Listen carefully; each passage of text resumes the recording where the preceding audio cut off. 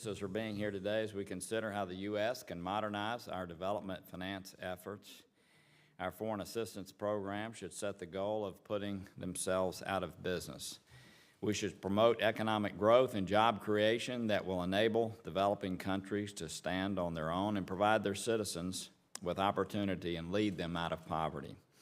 At no net cost to taxpayers, development finance institutions can play an important role in facilitating lending to help local businesses in the developing world grow and attract foreign investors.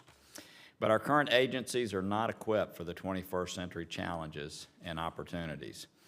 The Overseas Private Investment Corporation, OPIC as we call it, uses public sector tools such as loans, guarantees, and insurance to provide private sector investment flows into the developing world where access to capital at market rates may not be accessible.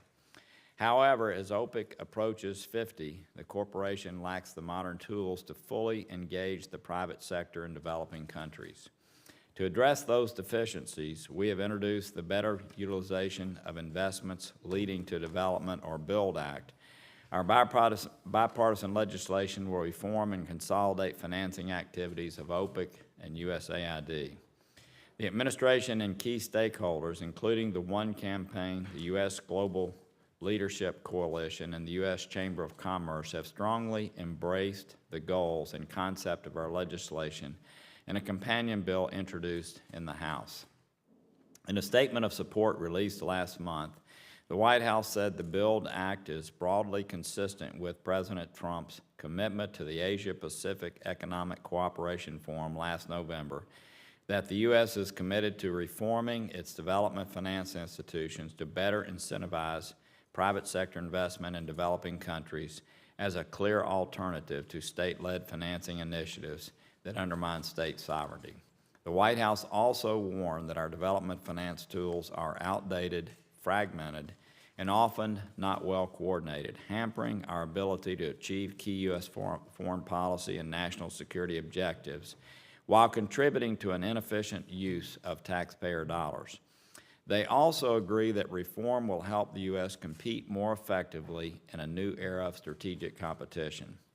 Establishing a new development finance corporation provides the private sector alternative to China's aggressive and potentially damaging lending through the Belt and Road Initiative and other finance efforts.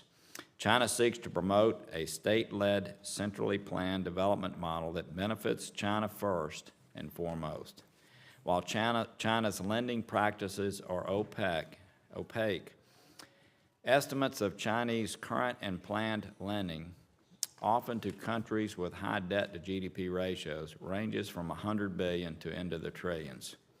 The new U.S. International Development Finance Corporation, created by our bill, instead would advance responsible lending so citizens in recipient countries will be full participants in economic growth. With a modern development finance corporation, we could increase the effectiveness and reach of U.S. aid and strengthen market economies abroad. We could better promote private sector economic growth that creates middle-class consumers and industries. Not only would this growth help reduce our foreign aid budgets over time, it can lead to consumers abroad who can buy U.S. exports. Both the public sector and private sector interests can benefit from the growth of market economies in developing nations. It is in our national interest to encourage the opportunities that can result from this common interest in economic growth in the developing world. We thank our witness for being here. We thank him for his service to our nation. And with that, I turn to my friend, our distinguished ranking member, Bob Menendez. Thank you.